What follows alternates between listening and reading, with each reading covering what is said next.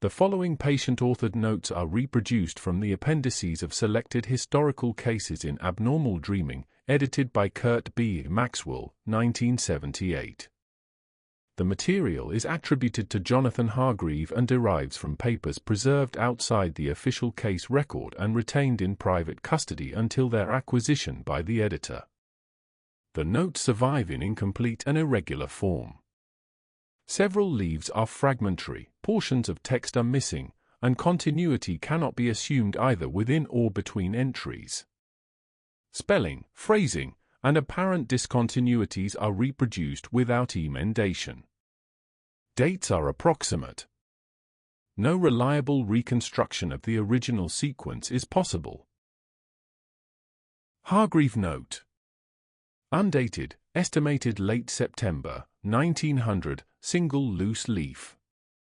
I have begun to set down a brief account of the dream reported by the patient, chiefly for my own clarification. Dr. Simon's description is accurate so far as it goes, though it omits the degree of regularity involved. The environment described is interior in character. The patient does not report landscape, sky, or external prospect. Movement occurs by walking. There is no sense of distance apart from the time required to traverse passages. The patient is consistent in his account of orientation. He does not become lost, though he is unable to describe the whole at once. He recognizes locations by prior passage rather than by plan. There are no figures encountered in the earlier portions of the dream. The patient does not report speech, writing, or symbolic display. The impression is of use without use being specified. I note this not because it is remarkable, but because it is stable. The same turns are taken in the same order. The same rooms are passed without alteration. The patient corrects himself when he misstates a detail and appears mildly annoyed when interrupted. I do not at present assign significance to this material. The phenomenon is recorded here only to preserve sequence. Hargreave note. Undated, estimated late September or early October, 1900. Single loose leaf, faint pencil. Further observation of the interior confirms that its arrangement is not arbitrary. The passages widen and narrow with apparent purpose, and certain rooms recur in position even when approached by different routes. Shelving is present in many of these rooms, set at regular intervals and extending beyond the height of a man. The contents of the shelves are uniform in size and binding, and appear intended for consultation rather than display. I do not recall removing any volume, though I am aware of their presence and order. Tables and chairs are placed without regard to comfort, being suited more to brief use than to sustained work. Illumination is constant and without visible source. There is no sense of time passing except by fatigue. Taken together, the place resembles a library or record hall more than any residence or place of business, though it does not correspond in detail with any such building familiar to me. The impression is not of ownership, but of access. I note also that the rooms appear indifferent to my presence. Passage through them produces no alteration. Objects are neither disturbed nor restored. The environment persists whether I attend to it or not. This persistence remains the most striking feature. Hargreave note. Undated, estimated early October, 1900. Single loose leaf, heavier hand. I record here a deviation from the earlier regularity. Certain passages previously traversed without difficulty are no longer accessible by their former routes. In one instance, a corridor terminating in shelving now ends instead in a blank wall of the same material and finish as the surrounding structure. No mark of alteration is visible. The change is not general. Other passages remain as before. The effect is selective rather than progressive. I am unable to determine whether the alteration follows my prior movement or occurs independently of it.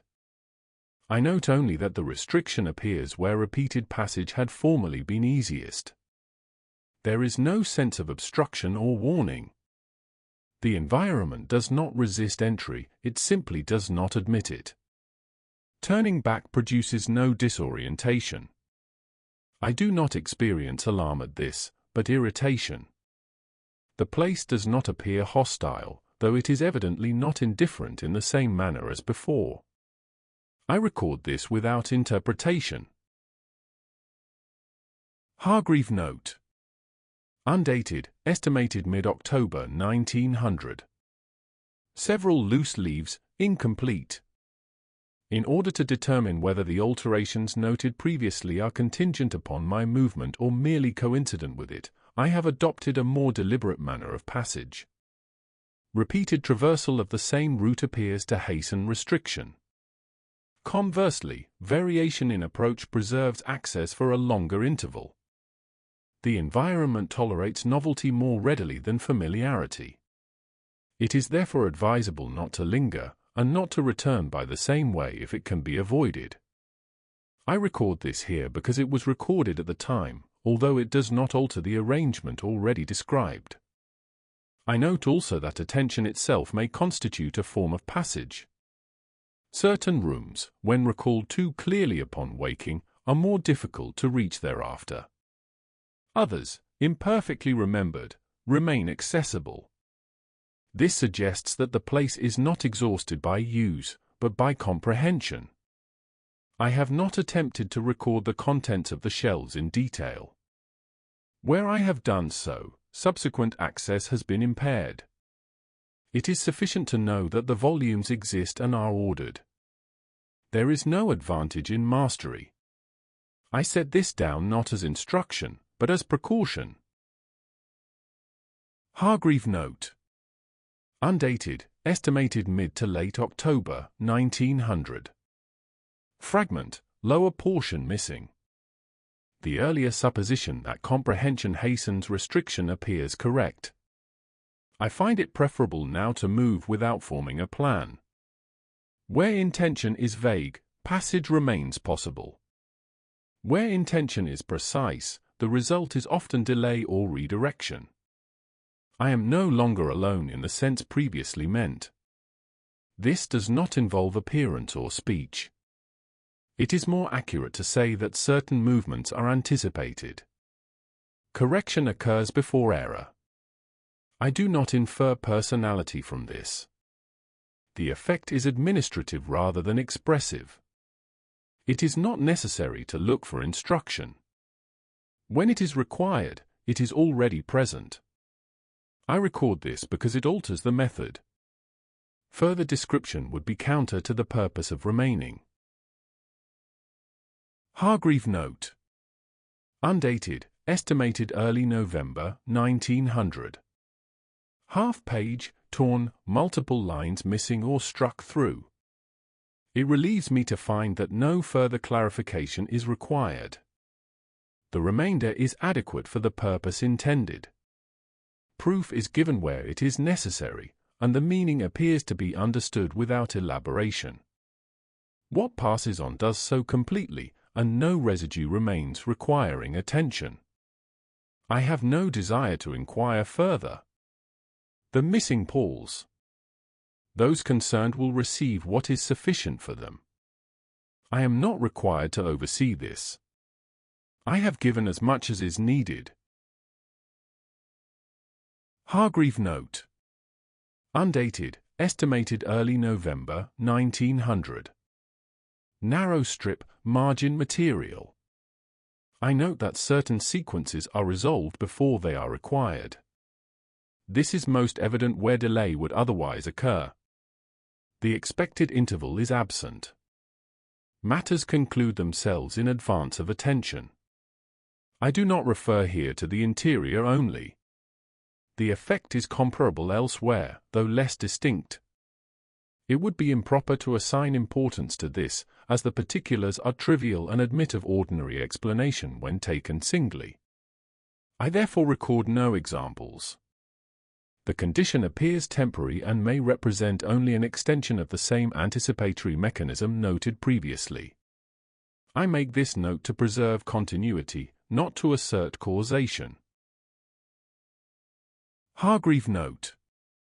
Undated, estimated late November or early December 1900.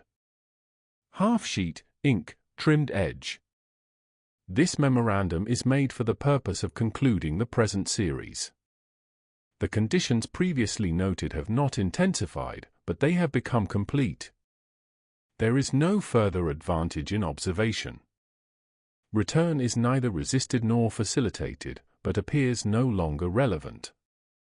I find it necessary to correct one assumption implicit in the earlier notes, namely that persistence implied recurrence. This is not the case. What has been sufficient has concluded itself. No further record will be kept, as record implies remainder. Jonathan Hargreave.